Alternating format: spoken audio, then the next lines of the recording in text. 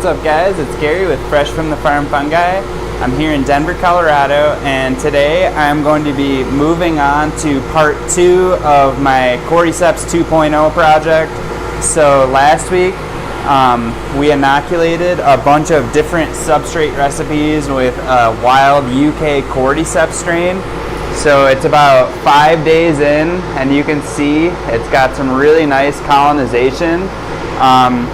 So I selected this jar to replicate just because it has, a really healthy growth, and compared to the other jars, it colonized the first. I don't know if it's just because there's slightly more liquid culture, but I really like the thickness of this substrate. So I used a 1/3 cup of rice and 40 grams of milk. I dialed that in a little bit differently, so I actually used a little bit less than a 1/3 cup and a little bit more. So I think I did 30 grams of rice and 50 grams of milk for these substrates. That's what I did. So 30 grams of rice, 50 grams of milk, and then I pressure cooked it for 20 minutes this time compared to 30 minutes because I thought that the caps were melting because of the length of time. But someone on our previous video commented that the lids are actually a polypropylene 4. So you can see the little triangle right here with a 4. So that's why they melted. The other lids are a polypropylene 5. So they're rated a little bit higher.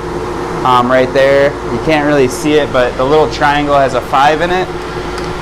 So that's why the bottoms were able to withstand the pressure cooking, and the lids ended up melting. So moving forward, I'm going to be searching for some polypropylene 5 lids because I really like these deli containers. They're easy to work with, and you can reuse them. And they have a nice big bottom compared to the half-pint jars that I was using previously. But you can see, 5 days, this strain already colonized this. This is going to go into fruiting. But this video is going to be testing the differences between strains. So it's a really, it's a new process, relatively new compared to other gourmet mushrooms, and there's a few really good breeders out there. I've got one strain from terrestrial fungi, so they have a really good reputation. This one is Mound 4, number 4, BX1, number 5, crossed with GH number 2, and I got this on 12/28/20 from a friend of mine.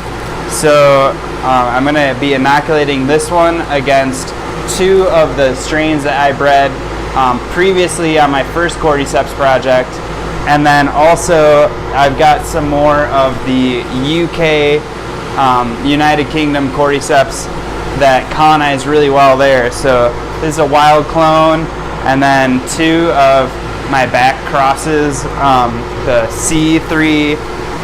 C3C10 and C3C8, and these are from September, so they're a little bit older. I was told that the lifespan on these is not as long as a typical gourmet mushroom, so I had some other older cordyceps strains, but I'm not even going to bother with those because my goal in this project is to create a really rigorous commercial strain so that I can scale up my production. So you can see in the background here, I'll bring it in a little closer. I've got all my deli jars sterilized and ready. So I'm just going to go ahead and do my inoculations just like last week. So these are the 2 that I bred in-house. These 3 are the wild cordyceps, and then this is the terrestrial fungi Mound 4 crossed with GH. I'm not really sure on the naming of this, but everyone's told me good things about terrestrial fungi, so I'm going to try this one out. And then against a wild strain, and then the two that I bred. Alright guys, so first I'll just start off by sterilizing my hands. And in case you're wondering what that sound is, it's just my flow hood. So I like to use a vertical flow hood for doing culture work, just because you can spread out all of these different vessels, and you know, this one is going to be just as clean as this one here, so it kind of levels out the laminar flow if you're using a vertical hood. Alright, so the first, so I've got 16 of these prepared, and I'm going to try to do about 5 mils per deli container. And I've also got some cordyceps that's spinning. That's the wild UK strain, just because I know that I don't have enough syringes prepared already.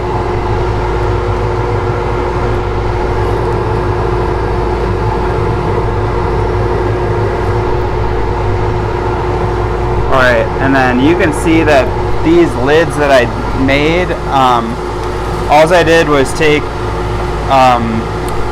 saran wrap, the cling wrap, and then I parafilmed the edge so that it would stay on. So I really like these because you can see through them and you can watch the colonization, but once I get the process down, it won't be as much of an issue. Alright, so I'm just going to also grab my micropore tape, and I will start with the terrestrial fungi.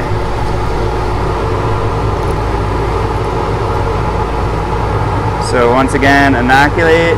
I like to do a little circle and then a zigzag in the middle. Maybe I can stretch this out.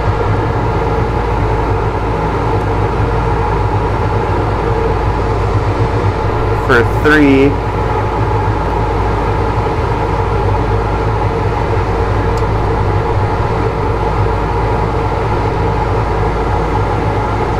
Alright, so for that one I used 4 mils.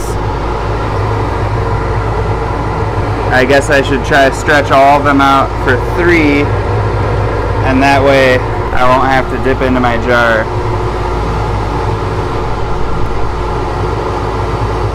Alright, so this next one is C3C8. It's always good to mix up your liquid cultures so you get a nice homogeneous blend.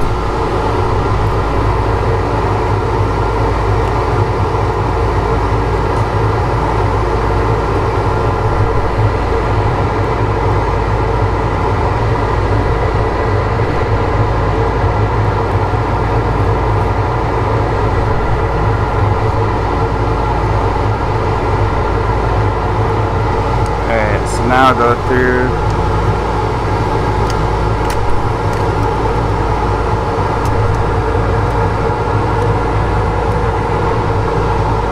So this is just micropore tape. It's just breathable tape that will prevent contamination from getting in to where I just inoculated.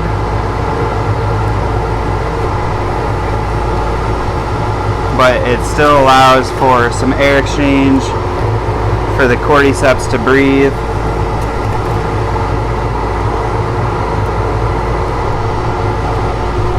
Alright, and then before we get too far, I'm just going to label these terrestrial fungi, and then today's date, which is the 29th.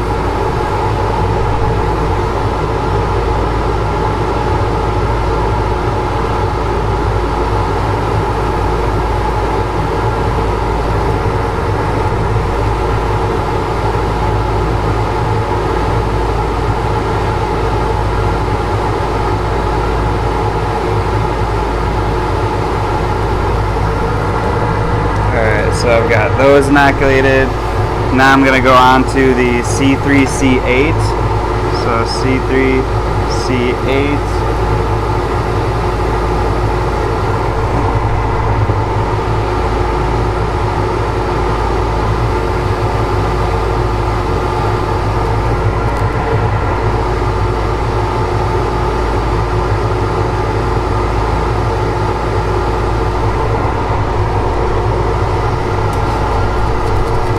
Alright, so now I'm doing C3C10.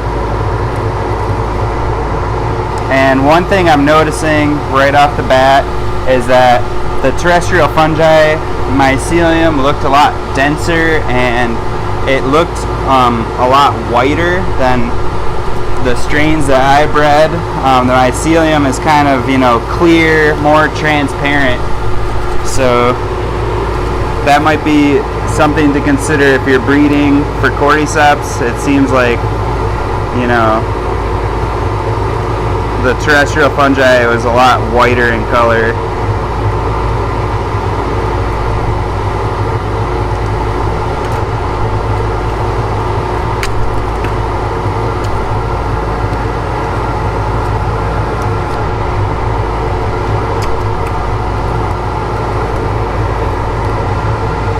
Alright, so C3C10.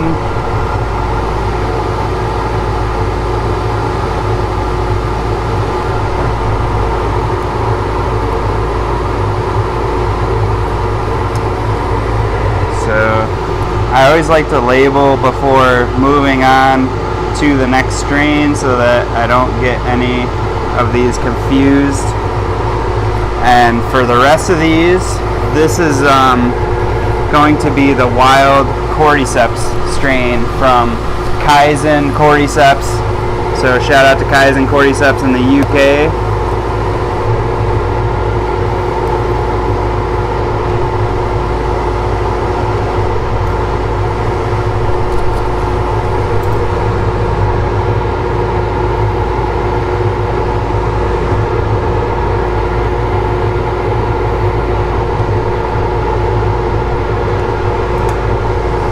Alright, and then this last one I'll try to stretch out.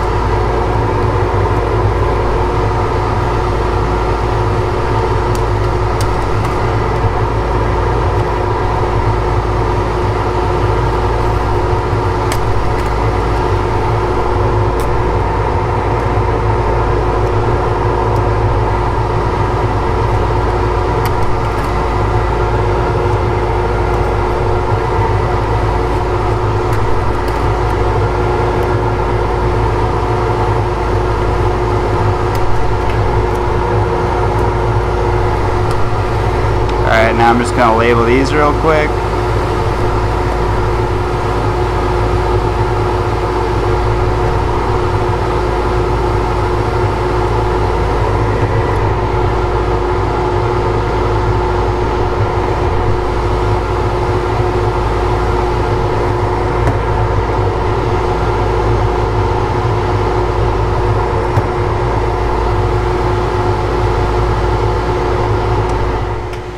Alright guys, so I just finished up my inoculations.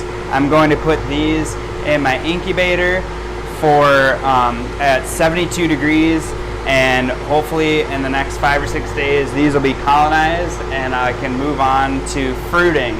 So the next differentiation factor for cordyceps is the telltale sign of the color change. So I'll do an update on that for my next video. And then I'm just going to compare the different yields on the same substrate between these different strains. And if I'm not getting good yields, then I'm going to go revisit my substrate and add some more nutrients. But the whole point of this video series was to make it really easy to grow cordyceps. So I know that there's a lot of you know, successful growers out there that have really complicated recipes, and I kind of wanted to avoid that, so when I scale it up, it won't be a huge issue. And it looks really healthy on my first trial of milk and rice. So it's organic milk, organic rice. I'm gonna pop these into fruiting, and I'll keep you guys updated. Give us a thumbs up if you enjoy these videos. Subscribe if you're looking forward to more videos like these. Check out our Etsy shop, Fresh Fungi, for live mycelium cultures. We just stocked up on some liquid cultures. We're going to be doing some really cool projects in the spring. I've been researching some mycorrhizal species, specifically some ectomycorrhizal mushrooms that normally people don't cultivate those because they require trees, but I've been doing a lot of research, and I'm going to be presenting a new series probably starting in March or April of 2021, and I'm really excited about this, so I'm gearing up for that, which is kind of why I've been doing less projects, but I wanted to get this cordyceps video out before I scaled up my production. So thanks again for watching. Check out our mushroom cultivation classes too if you're in the area.